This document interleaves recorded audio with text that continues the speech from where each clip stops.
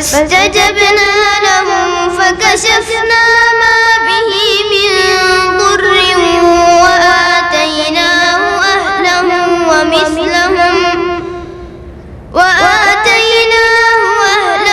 ومثلهم معهم رحمة من عندنا وذكرى للعابدين. أعوذ بالله من الشيطان الرجيم. بسم الله الرحمن الرحيم. طه ما أنزلنا عليك القرآن لتشقى. بسم الله الرحمن الرحيم. الحمد لله رب العالمين، والصلاة والسلام على رسوله خاتم النبيين وعلى آله الطيبين وأصحابه الطاهرين والمؤمنين والمسلمين كلهم أجمعين. أما بعد، قال الله تعالى في كلامه القديم والفرقان الحميد: أعوذ بالله من الشيطان الرجيم. بسم الله الرحمن الرحيم. نحن قسمنا بينهم معيشتهم في الحياة الدنيا. وقال رسول الله صلى الله عليه وسلم: من نبت لحمه من السحت فالنار أولى به. صدق رسول الله صلى الله عليه وسلم.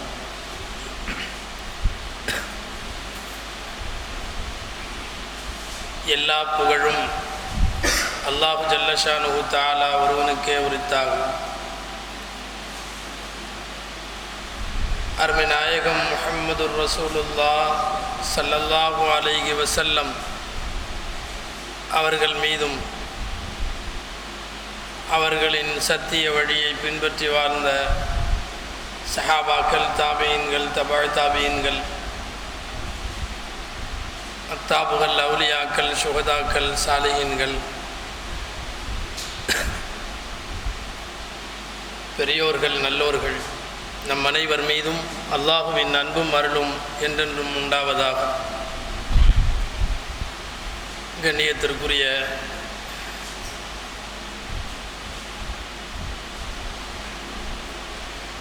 இந்த பள்ளிவாசலின் உஸ்தாத் மற்றும் சங்கைக்குரிய நிர்வாகிகளை, இந்த இஸ்லாமிய சொற்பொழிவுக்கு வருகை தந்திருக்கிற பெரியோர்களே, தாய்மார்களே,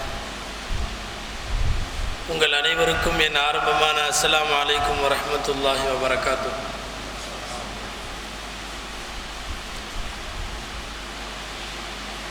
நபிகள் நாயகம் ஸல்லல்லாஹு அலைஹி வஸல்லம் அவர்கள் பிறந்த இந்த புனித மாதத்தில் உலகம் முழுக்க அவர்களை பற்றி நிறைய பேசப்படுகிறது, எழுதப்படுகிறது, கேட்கப்படுகிறது, அலசி ஆராயப்படுகிறது. அவர்கள் இந்த உலகத்திற்கு காட்டிய பல்வேறு கோணங்கள், எல்லா கோணங்களையும் அலசி ஆராயப்படுகிறது. அதில் நபி ஸல்லல்லாஹு அலைஹி வஸல்லம் அவர்களும் அவர்கள் நமக்கு கொண்டு வந்து கொடுத்த மிக பெரும் பாக்கியமான இந்த இஸ்லாம்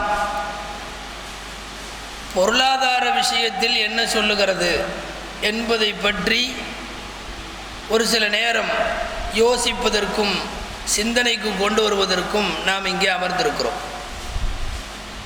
நபி ஸல்லல்லாஹு அலைஹி வஸல்லமுடைய வாழ்க்கையிலே குடும்பவியல், விஞ்ஞானம், சமூகவியல், நிறைய துறைகள், ஒவ்வொன்றை பற்றியும் தனித்தனியாக பல மணி நேரங்கள், பல நாட்கள் நபி ஸல்லல்லாஹு அலைஹி வஸல்லமுடைய கருத்துக்கள் அவ்வளவு இருக்கிறது.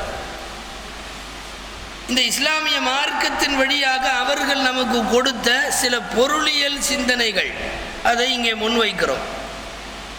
ஏற்கனவே இங்கே மஸ்ஜித் இந்தியாவில் ஒரு நாள் பொருளியல் என்ற தலைப்பில் முழுமையாக பேசியும் இருக்கிறோம்.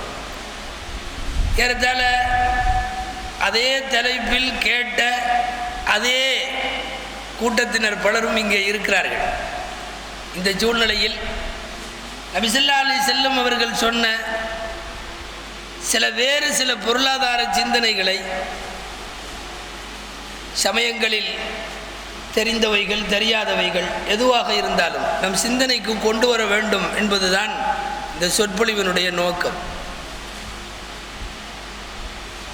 பொருளாதாரம் உலகத்தில் சம்பாதிக்கவும் பல விதிமுறைகள் இந்த மார்க்கத்தில் உண்டு, செலவழிக்கவும் பல விதிமுறைகள் மார்க்கத்தில் உண்டு. சம்பாதிப்பதில் வரம்பு மீறுகிற போது அது எவைகளெல்லாம் அந்த பட்டியலிலே அடங்கும் என்பது தெளிவாக மார்க்கம் வரையறுத்திருக்கிறது. செலவழிப்பதில் எதுவெல்லாம் செலவழிக்கலாம், எதில் செலவழிக்க கூடாது என்பதற்கும் மார்க்கம் வரையறைகளை வைத்திருக்கிறது. பொருளாதார சிந்தனைகள் குறித்து கிட்டத்தட்ட நோபல் பரிசு பெற்ற பொருளியல் வல்லுநர்கள் கூட இன்றைக்கு முன்வைப்பது இஸ்லாமிய பொருளாதாரம். எல்லா மாடர்ன் எக்கனாமிக்ஸுகளை தாண்டி இன்றைக்கு இஸ்லாமிய பொருளியல் உலகத்தின் கவனத்தை ஈர்த்திருக்கிறது. முஸ்லிம்கள் மட்டும் பேசவில்லை, மாற்று மதத்தவர்கள் எல்லாம் இன்றைக்கு இஸ்லாமிய பொருளியலை முன்வைக்கிறார்கள். உலகத்தில் இன்றைக்கு 136 நாடுகளில் இஸ்லாமிய வங்கிகள் ஓப்பன் ஆயிடுச்சு. இஸ்லாமிய வங்கி முறை வட்டி இல்லாத, வட்டியை அடிப்படையாக கொள்ளாத பொருளாதார முறை. ஏன் இந்த இக்கட்டிற்கு அவர்கள் வந்தார்கள் என்றால், வட்டியை அடிப்படையாக கொண்ட பொருளாதாரம் இப்பொழுது சரிவிற்கு வந்துவிட்டது. ஆரம்ப காலத்தில் ஷரியத்தை சார்ந்தவர்கள் சொன்னபோது யாருக்கும் காதில் விழவில்லை. பல ஆண்டுகளாக உலமாக்கள் பேசிய போதெல்லாம் வட்டி பெரிதாக தெரியவில்லை. ஆனால் இன்றைக்கு மிக பெரிய பெரிய வல்லரசுகள் திவாலாகி கொண்டிருப்பதை பார்க்கிறோம்.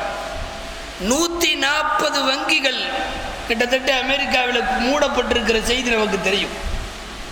உலகம் காரி தூவென்று துப்புகிற அளவுக்கு ஒரு மானக்கேடான செய்தி இது.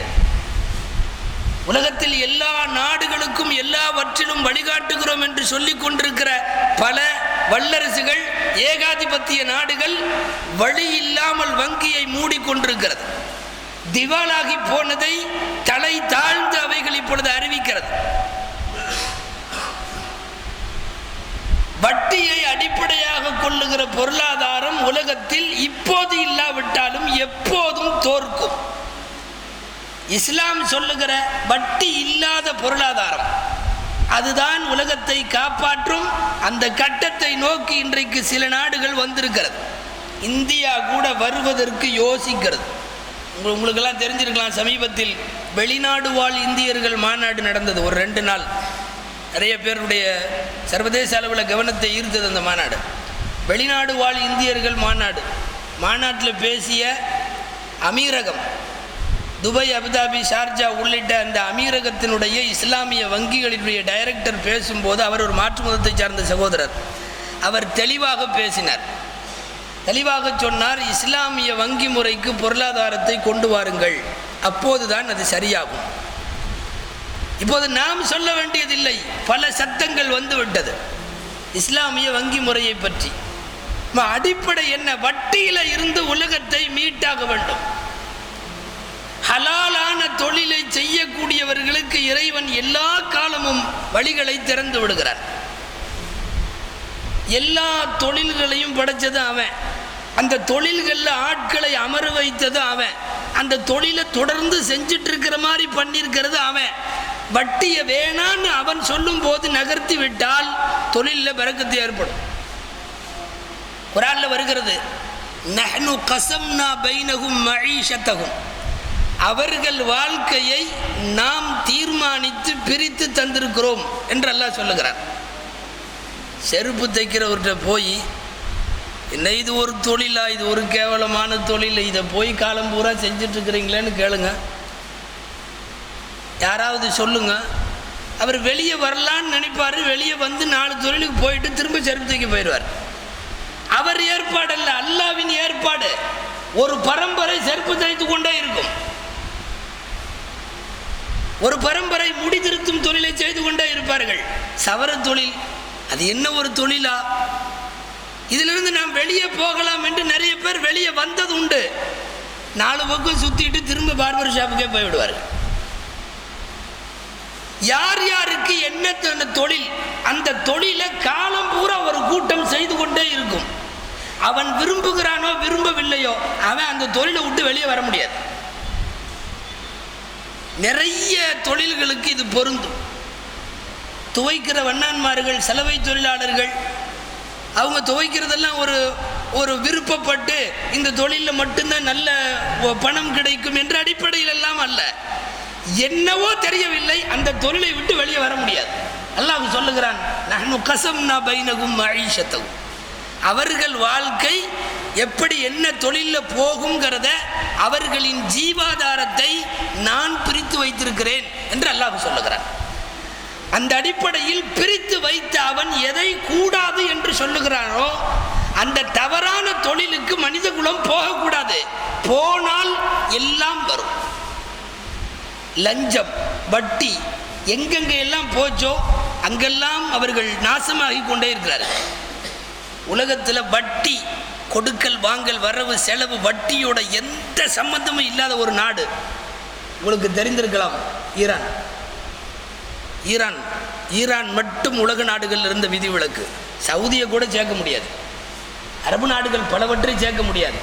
ஈரான் எந்த நாட்டில் இருந்தும் வட்டி வாங்கிறதில்லை, எந்த நாட்டுக்கும் வட்டி கொடுக்கறதில்லை, யாருக்கும் கொடுக்கறதில்லை.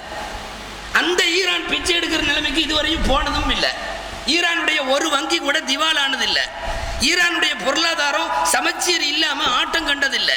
எல்லா காலத்திலும் நன்றாக இருக்கிறது. வட்டியை நகர்த்தி வைத்து விட்டால் அந்த நாடு படிப்படியாக ஏறும். சில நாள் பிடிக்கலாம், ஆனாலும் வரும். அசுர வளர்ச்சியை காணும். அதற்கு அல்லாஹ் பொறுப்பேற்கிறான். ஒரு தனி மனிதனாக இருந்தாலும் சரி, மற்றவர்களாக இருந்தாலும் சரி, எங்களுக்கு நாங்கள் தவறான வருவாய் தேவையில்லை என்று சொன்னால் அந்த நாடு முன்னேறிடும். இந்தியா நாசமானதற்குள்ள, பொருளாதாரத்தில் சீர்கட்டு போனதற்குள்ள சூழ்நிலைகள் வேற ஒன்றும் இல்லை. அங்கே நடைபெறுகிற வட்டி, லஞ்சம், இவைகளெல்லாம். லஞ்சம் இல்லாத ஒரு மட்டம் கூட இந்தியாவில் கிடையாது. சமயங்களில் கைது செய்கிறார்கள், படித்தால் விசித்திரமாக இருக்கும். லஞ்ச ஒழிப்புத்துறை இயக்குனர் லஞ்சம் வாங்கியதால் கைது செய்யப்பட்டார். அவருக்கு பேர் என்னன்னா லஞ்ச ஒழிப்புத்துறை. ஏதோ ஒரு கவிதை படித்த ஞாபகம், ஒரு 2 வரியில் ஒரு கவிதை அழகா எழுதியிருந்தான் ஒருத்தன். லஞ்சம் வாங்கினேன், கைது செய்தார்கள். லஞ்சம் கொடுத்தேன், விடுதலை செய்தார்கள். ரெண்டுமே முடிஞ்சதான். லஞ்சம் வாங்கினேன், கைது செய்தார்கள். அதே லஞ்சம் தான் முள்ளால் எடுக்கிறது. இதாது முல்லை முள்ளால் எடுக்கிற மாதிரி திரும்ப லஞ்சம் கொடுத்தேன், விடுதலை செய்தார்கள். வட்டியும் லஞ்சமும் பெருக்கெடுத்து ஓடிக்கொண்டிருக்கிற ஒரு நாடு மட்டுமல்ல, ஒரு வீடு எதுவும் முன்னேறாது. வட்டிக்கு எதிரான போர் பிரகடனத்தை இன்றைக்கு பொருளாதாரத்தில் விழுந்து போன நாடுகள் ஆகா வட்டி ஆகாது என்று கத்துகிறது. 1500 வருஷமாக நாங்கள் கத்துகிறோம். குர்ஆன் சப்தமிட்டு கொண்டே இருக்கிறது, வட்டி ஆகாது. யம்ஹகுல்லாஹு ரிபா வ யுர்பி ஸதகாத், இறைவன் வட்டியை ஒழிக்கிறான், ஒழிப்பான், ஒழித்து கொண்டே இருப்பான். வ யுர்பி ஸதகாத், தான தர்மங்களை இறைவன் வளர்த்து கொண்டே இருப்பான். இதுவரை வாங்கி இருக்கிற வட்டிகளை விட்டொழியுங்கள். அப்படி இன்னமும் திருந்தாவிட்டால் அல்லாஹுவோடு ரசூலோடு போருக்கு தயாராகுங்கள் என்று குர்ஆன் கூப்பிடுகிறது. ஃபஇல்லம் தஃஅலு ஃபஅதரு பிஹர்பின் மினல்லாஹி வ ரசூலிஹி, அல்லாஹ் ரசூலோடு யுத்தத்திற்கு வாருங்கள். 6 விதமான மிக கடுமையான கண்டனம், எச்சரிக்கை, அபாய குரல் குர்ஆன்ல இருந்து இந்த ஒரு பாவத்துக்கு எதிராக வந்திருக்கிறது, வட்டிக்கு எதிராக. யதகப்பத்துகு ஷைத்தானு மினல் மஸ், வட்டி சாப்பிட்டவன் மறுமையில பேய் பிடித்ததை போல, ஏதோ தாக்கப்பட்டது போல அவன் திக்பிரமையாகி அவன் எழுவான் என்று திருக்குர்ஆன் எச்சரிக்கிறது. நபிகள் நாயகம் ஸல்லல்லாஹு அலைஹி வஸல்லம் இந்த உலகத்தில் தொடங்கிய முதல் பொருளாதார பணி என்ன தெரியுமா? வட்டியை ஒழித்ததுதான். வட்டி என்னென்ன வகைகள் வட்டிக்கு வேண்டுமோ அத்தனையும் அன்னைக்கு இருந்துச்சு. இதில் ஒரு ஆச்சரியம் என்னவென்றால், அன்றைக்கு அந்த வட்டி அத்தனையும் செய்து கொண்டிருந்தவர்கள் இன்றைக்கும் அதில் முன்னணியில் இருக்கிற யூதர்கள். தொடர்ந்து வட்டியை வளர்த்து கொண்டிருந்தார்கள். கடன் கேட்பான், 10 ரூபாய் கடன் ஒருவருக்கு கொடுப்பான். வாங்கியவன் போவான், 2 நாளில் திருப்பி தரணும். 2 நாளில் அவன் திருப்பி தர முடியாது. இவன் போய் கேட்பான், 2 நாளில் தர்றேன்னு சொன்னியே 10 ரூபாயை கொடுன்னு கேட்பான். இல்லை இன்னும் 1 நாள் அவகாசம் கொடு. அவன் சொல்லுவான், அப்படின்னா 12 ரூபா கொடு. கடன் தான். அந்த கடன் நாளொரு மேனியும் அப்படியே வளர்ந்து கொண்டே போகும். சமயங்களில் 10 திர்ஹங்களுக்கு 100 திர்ஹம் வட்டி கொடுத்தவர்கள் இருக்கிறார்கள். நபி ஸல்லல்லாஹு அலைஹி வஸல்லம் காலத்தில் குல்லு கர்லின் ஜர்ர நஃபன் ஃபஹுவ ரிபன். நபிகள் நாயகம் ஸல்லல்லாஹு அலைஹி வஸல்லம் அவர்கள் வட்டியோடு சம்பந்தப்பட்ட எல்லா கடனையும் முதலில் ஒழித்தார்கள். அவர்கள் செஞ்ச பணியே அதுதான். மக்காவில் உள்ளவங்களுக்கு நல்ல வியாபாரம் செய்ய தெரியும், வேற ஒன்றும் தெரியாது. சரக்கு கொடுத்தீங்கன்னா வித்துட்டு வந்துடுவாங்க. அடுத்த நாட்டுக்கெல்லாம் போய் வியாபாரம் செய்வாங்க. யமனில் அங்கே இங்கே எங்கே எல்லா பக்கம் போய் வியாபாரம் செய்வாங்க. அவங்க வியாபாரம் சம்பந்தமாக, வியாபாரம் அவங்கள்ட்ட எப்படி தேர்ந்து இருந்தாங்கிறது சம்பந்தமாக திருக்குர்ஆனில் ஒரு சூறாவே லீலாஃபி குரைஷின்னு இருக்குது. ரெஹ்லத்த ஷித்தாயி வ ஸைஃப், 6 மாதம் கோடை 6 மாதம் குளிர்காலம் பயணம் போய் வியாபாரம் செய்வார்கள் என்று குறைஷிகளின் வியாபாரத்தை இறைவன் அந்த சூறாவிலே மெச்சுவான், புகழ்வான். நல்ல வியாபாரம் செய்ய தெரியும். மதீனாவில் இருக்கிறவங்களுக்கு வியாபாரம் செய்ய தெரியாது. அவங்களுக்கு தெரிஞ்சதெல்லாம் என்னென்னா, பேரிச்சம்பழம் மரத்தில் விதையை போட்டு அழகாக பயிர் பண்ணி பேரிச்சம்பழத்தை நிறையா குமிச்சு வச்சுருவாங்க, அவ்வளோதான் தெரியும். ஆனால் பேரிச்சம்பழ சொத்துக்களை கையில் வைத்திருப்பவர்கள் யூதர்களிடம் வட்டி வாங்கி கொண்டிருந்தார்கள். நபிகள் நாயகம் ஸல்லல்லாஹு அலைஹி வஸல்லம் ஹிஜ்ரத்துக்கு போனார்கள். உள்ளே போன உடனே அவங்க செஞ்ச முதல் பணி என்னன்னா, மக்கால இருந்து வந்த வியாபாரிகளை மதீனாவில் இருக்கிற உற்பத்தியாளர்கள் கூட கையை கோத்து விட்டாங்க. முடிந்தது யூதனுடைய வட்டி. வட்டிக்கு வாங்குறதுக்கு ஆள் இல்லை. ஒரு தொழிலுக்கு முக்கியமான தேவை 2. ஒன்று ப்ரொடக்ஷன், உற்பத்தி தேவை, இன்னொன்று மார்க்கெட்டிங். அதை சரியாக முறையில் விளம்பரப்படுத்தி அதை கொண்டு போய் கரெக்டாக விற்று முடிக்கிறது. ப்ரொடக்ஷனும் மார்க்கெட்டிங்கும் சேர்ந்துருச்சுன்னா வியாபாரம் ஓஹோன்னு போயிடும். மக்கா வாசிகளிடம் மார்க்கெட்டிங் இருந்தது, மதீனா வாசிகளிடம் ப்ரொடக்ஷன் இருந்தது. ஸல்லல்லாஹு அலைஹி வஸல்லம் போய் உஹுவத் என்ற அடிப்படையில் நீங்கள் எல்லாம் இஸ்லாமிய சகோதரர்கள்னு 2 கையை கோத்து விட்டாங்க. இவர் உற்பத்தி செய்து கொடுத்தார், அவர் விற்பனை செய்தார். இவர்கள் இருவரும் சேராததற்கு முன் இந்த சேராத காரணத்தால் வளர்ந்து கொண்டிருந்த யூதர்களுடைய வட்டி அடியோடு குழி தோண்டி புதைக்கப்படும். நபி ஸல்லல்லாஹு அலைஹி வஸல்லம் எடுத்த முதல் பொருளாதார பணி அது. பொருளாதாரத்தினுடைய முதல் விஷயமே வட்டி ஒழியணும். அதுக்கப்புறம் தான் வேற பேச்சே. என்ன நல்ல அமல் செஞ்சாலும் ஈமான் கொண்டா மட்டும்தான் உன்னுடைய நல்ல அமல்லாம் ஏற்றுக்கொள்ளப்படும். அதுபோல முதல்ல பொருளாதாரமா வட்டியை விட்டு வெளியே வா, அதற்கு பிறகு உன் பொருளாதாரத்தை வளர்த்தி கொள்ளலாம்.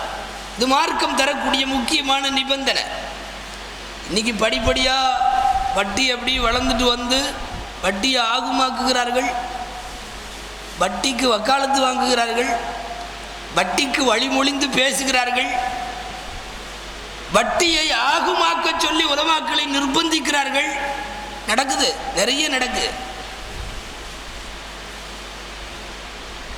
எல்ஐசி கூடுமா, இந்த இன்சூரன்ஸ் கூடுமா, அந்த இன்சூரன்ஸ் கூடுமா, அந்த ஃபிக்ஸ்டு டெபாசிட் கூடுமா, மல்டி லெவல் மார்க்கெட்டிங் வந்திருக்குதே கூடுமா, எத்தனை கேள்விகள். இந்த கேள்விக்கெல்லாம் என்ன தெரியுமா, எங்கேயாவது இவங்க கூடுன்னு சொல்லிட மாட்டாங்களா அப்படின்ற எதிர்பார்ப்போடு. ஆனால் என்ன வளைத்து வளைத்து நாம் பேசினாலும், அதை கூடும் என்று சொன்னாலோ அல்லது அதை செய்து கொண்டிருந்தாலோ சத்தியமாக பொருளாதாரம் வளராது, அதில் பரக்கத்தும் கிடைக்காது. ஒரு சின்ன பொருள், சின்ன காசு, சின்ன பணம், குறைவான தொகை இருந்த காலத்தில் இருந்த பரக்கத்துகள் இன்றைக்கு வட்டி மயமாகிவிட்ட பொருளாதாரத்தின் மூலம் நம்மள்ட்ட காசு இருக்கு, அந்த பரக்கத்து கிடைச்சிருக்கா? ஒரு ஒரு சின்ன பாத்திரத்தில் இருக்கிற ஒரு சாப்பாட்டை பல பேர் அமர்ந்து சாப்பிட்டாலும் தீரவில்லை என்றார்களே, அந்த பரக்கத்து இருக்கிறதா? ஒண்ணும் இல்லை. தூய ஹலாலான ரிஸ்கில் அல்லாஹ் அந்த பரக்கத்தை வைப்பார். இப்படி எத்தனையோ நிகழ்வுகள். பரக்கத்து அப்படிங்கிறது நாம நினைச்சுக்கிற மாதிரி நிறைய காசு இருக்கிறது இல்லை. நிறைய பணம் இருந்துச்சு, லட்ச ரூபா இருக்கு, கோடி ரூபா இருக்கு, இதுக்கு பேர் பரக்கத்துன்னு நினைக்கிறோம். இல்லை, குறைவான பொருள் இருக்க வேண்டும், அதை கொண்டு வேலைகள் ரொம்ப அதிகமாக நடக்க வேண்டும். நபி ஸல்லல்லாஹு அலைஹி வஸல்லம் ஒரு கூளை பால் 80 சஹாபாக்கள் குடித்து முடிச்சாங்கல்ல, அதுக்கு பேர் பரக்கத். 80 பேர் குடித்தார்கள், குடித்து முடித்து விட்டு மீண்டும் ரசூலிடம் வந்தது, அதுக்கு பேர் பரக்கத். இமாம் ஷாஃபி ரஹ்மத்துல்லாஹி அலைஹி பற்றி பிரபலமான செய்தி, அசர் தொழுகைக்கு பின்னாலே குர்ஆன் ஓத ஆரம்பித்தார்கள். மக்ரிப்ல குர்ஆன் முடிந்தது.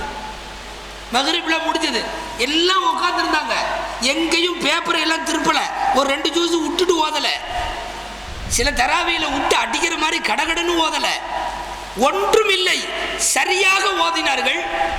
நேரமும் அசர் டு மக்ரிப் தான். அல்லாஹ் நேரங்களில் செய்த பரக்கத் அது. குறைந்த நேரம், வேலை நிறைய. அதே மாதிரி காசு பணம் ஹலாலான சம்பாத்தியத்தில் குறைவாக இருந்தாலும் அது நிறைவான பரக்கத்தை தரும்.